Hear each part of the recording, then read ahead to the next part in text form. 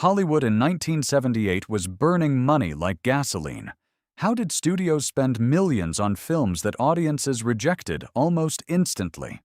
Some of these projects had legendary actors, enormous budgets, and massive marketing campaigns. On paper, they looked unstoppable, yet within weeks, they collapsed into humiliating box office disasters. Today, we're uncovering the 13 worst failures of 1978. Films so misguided they shocked the industry, and one of them nearly killed an entire genre, Avalanche, 1978. By the late 1970s, disaster movies had become a proven formula. Audiences had already watched burning skyscrapers, sinking ships, and crashing airplanes dominate theaters. Studios believed the formula still had plenty of life left. Avalanche attempted to continue the trend with a snowy mountain catastrophe. The story centered on a luxurious ski resort filled with wealthy vacationers and celebrities enjoying a winter getaway. Then disaster strikes. A massive avalanche tears down the mountainside, threatening to bury the entire resort under tons of snow. The premise promised suspense and large-scale destruction. But the film's execution fell far short of expectations. Special effects appeared cheap, dramatic moments lacked tension, and the characters never felt believable. Instead of thrilling audiences, many scenes unintentionally felt awkward. With weak storytelling and underwhelming spectacle, the film failed to attract large crowds. Rather than becoming the next big disaster blockbuster, this Avalanche quickly slid into obscurity as a forgotten financial disappointment. Sextette, 1978. Hollywood legends rarely return to the screen after decades away. But in 1978, the iconic Mae West attempted one final cinematic comeback. Sextette was designed as a glamorous musical comedy celebrating West's famous persona.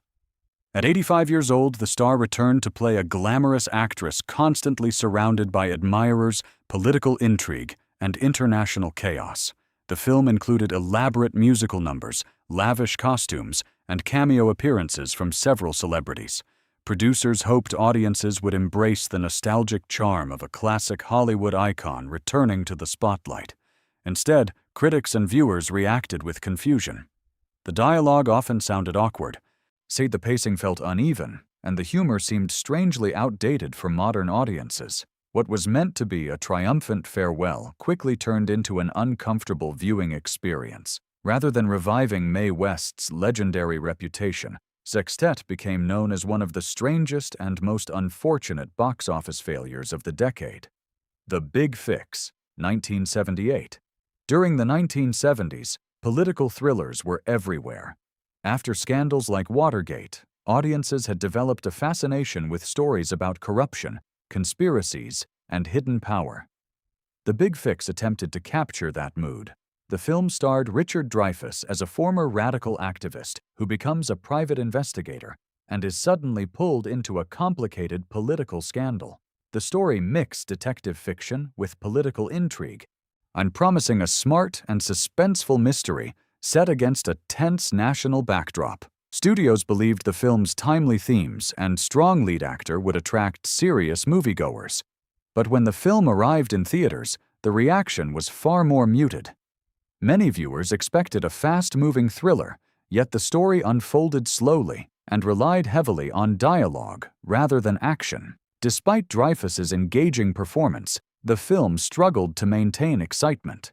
In a crowded movie market filled with bigger entertainment spectacles, The Big Fix quietly disappeared from theaters, leaving behind disappointing ticket sales.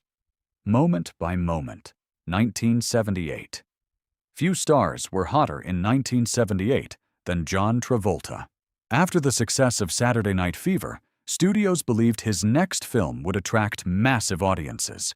His Moment by Moment attempted to transform that momentum into a serious, romantic drama. The story followed a lonely, wealthy woman who forms an unexpected relationship with a younger drifter she meets along the California coast. Travolta starred opposite Lily Tomlin, an acclaimed actress known for her dramatic performances. Producers believed the unusual pairing would create emotional depth and attract a wide audience. Instead, critics and viewers struggled to connect with the film. Many felt the chemistry between the leads seemed awkward, and the dialogue sounded unnatural. The slow pacing made the romance feel distant rather than compelling. Despite Travolta's enormous popularity at the time, audiences simply stayed away.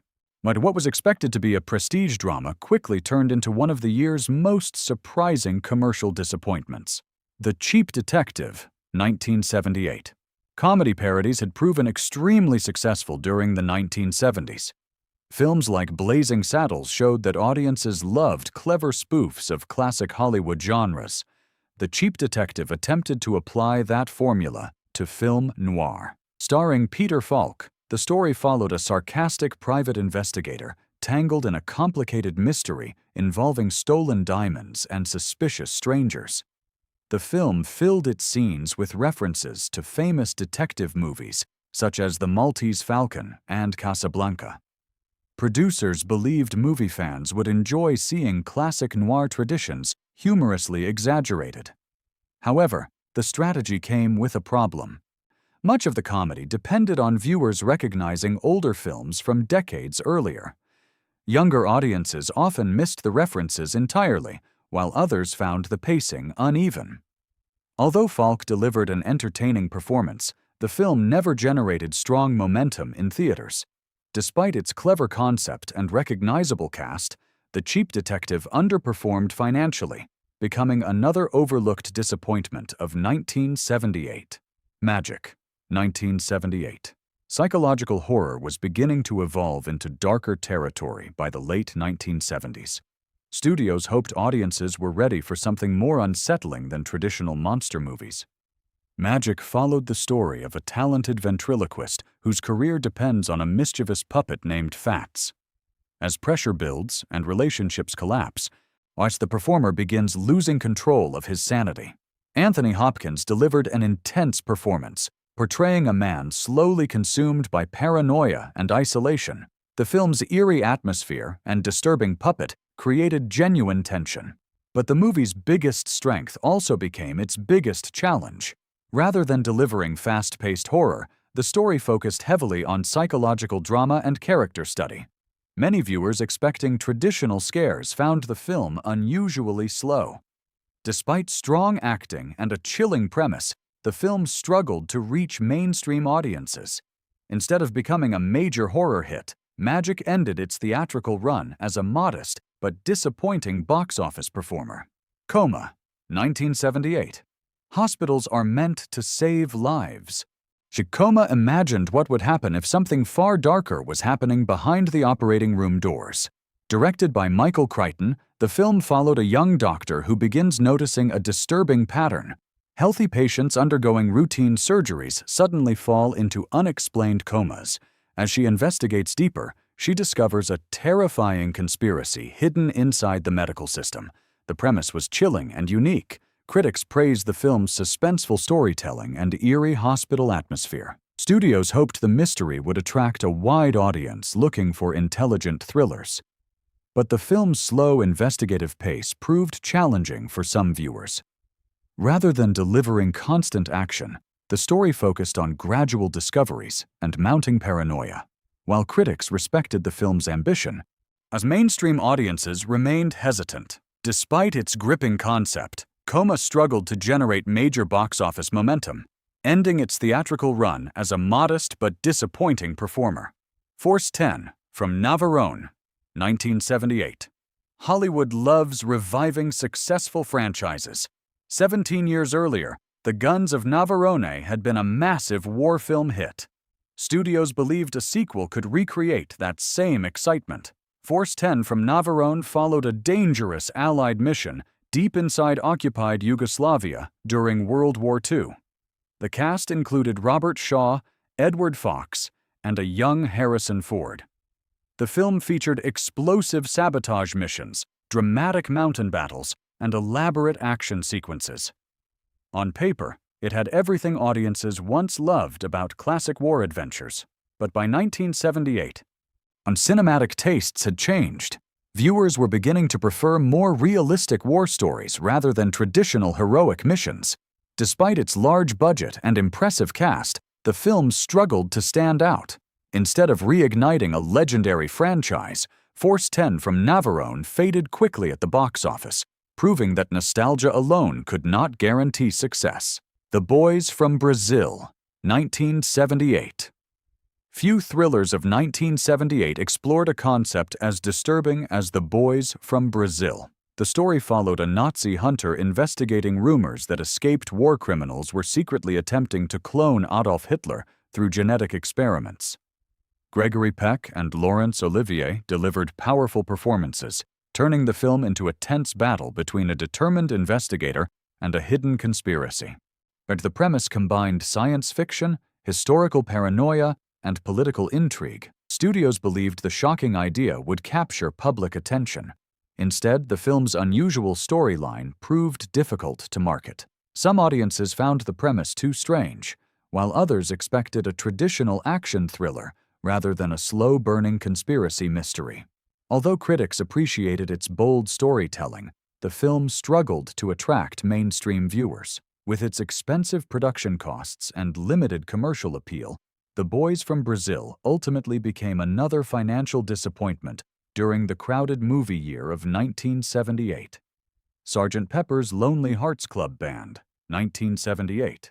When Hollywood decided to turn one of the most famous albums in music history into a movie, and the studio believed success was practically guaranteed. The Beatles' Sgt. Pepper's Lonely Hearts Club Band had already become a cultural landmark, and producers assumed audiences would eagerly watch a colorful musical built around its songs. To bring the idea to life, the film cast major pop stars, including Peter Frampton and the Bee Gees. The production leaned heavily on elaborate costumes, surreal fantasy settings, and constant musical numbers built from classic Beatles tracks. On paper, the concept looked unstoppable, but once the film reached theaters, audiences were confused by its strange storytelling and chaotic tone. Critics attacked the weak script, and viewers struggled to follow the bizarre narrative. Instead of honoring the legendary album, the film felt like a disorganized spectacle. Within weeks, as the expensive musical collapsed at the box office, becoming one of 1978's most embarrassing Hollywood misfires. The Wiz, 1978. Reimagining one of the most beloved fantasy stories in film history seemed like a brilliant idea. The Wiz attempted to transform The Wizard of Oz into a modern urban musical filled with elaborate dance numbers, soul music, and dazzling visual design. Diana Ross starred as Dorothy, while Michael Jackson played the Scarecrow. The production invested heavily in massive sets, complex choreography, and imaginative costumes inspired by New York City landscapes. Studios expected the film's star power and musical spectacle to attract enormous crowds. But the enormous scale also created a massive budget. When the movie reached theaters, critics questioned its length and pacing. Many viewers felt the story moved too slowly for a musical adventure. Despite memorable performances and strong music, ticket sales struggled to cover the production costs. Instead of becoming a blockbuster, The Wiz initially earned a reputation as one of the most expensive financial disappointments of 1978. The Swarm, 1978. By 1978, disaster movies had become enormous Hollywood spectacles. Studios believed audiences would watch almost any story built around large-scale destruction. The Swarm attempted to push that formula to extreme levels. The film told the story of a massive invasion of deadly African bees spreading across the United States, threatening entire cities. The cast included major stars such as Michael Caine and Henry Fonda. Producers invested heavily in large sets, dramatic action sequences, and elaborate special effects. On paper, it looked like the next great disaster blockbuster. But once the film reached theaters, audiences reacted with disbelief. The scientific explanations sounded absurd, the effects often looked unconvincing, and the tone frequently slipped into unintentional comedy. Instead of thrilling suspense, many scenes felt strangely ridiculous. The studio spent $21 million, but the movie barely earned $7. With its enormous budget and disastrous reception, The Swarm became one of the most infamous box office catastrophes of the 1970s. The Big Bus, 1976. After the enormous success of disaster films during the 1970s, Hollywood began experimenting with parody. The studios believed audiences would enjoy seeing the familiar formula exaggerated for comedy. The Big Bus attempted exactly that. The story followed the maiden voyage of a massive nuclear-powered bus designed to travel non-stop from New York to Denver. But the trip quickly turns chaotic when sabotage threatens to destroy the vehicle and everyone on board. The film was packed with absurd jokes, eccentric passengers, and exaggerated disaster movie cliches. Producers hoped the playful satire would attract audiences already familiar with blockbuster hits like The Towering Inferno and Airport. However, the timing worked against it. By the time the film reached theaters, the disaster movie craze had already begun losing momentum. Many viewers found the humor uneven, while others felt the parody arrived too late to feel fresh.